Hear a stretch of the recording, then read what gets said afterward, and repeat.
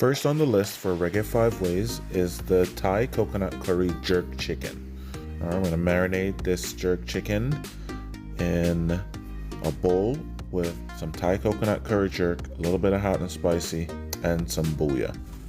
Now we're going to set it on the offset smoker running at about 300 and let that cook for about an hour and a half. Keep that temp steady. After an hour and a half, they should look pretty good. They should be cooked. And now we're just going to run them for another half hour with the temp up to about 350. Check out these flavors and more at reggaespicecompany.com. Check the link in my bio and be sure to stay tuned for the series of Reggae 5 Ways. See you next week.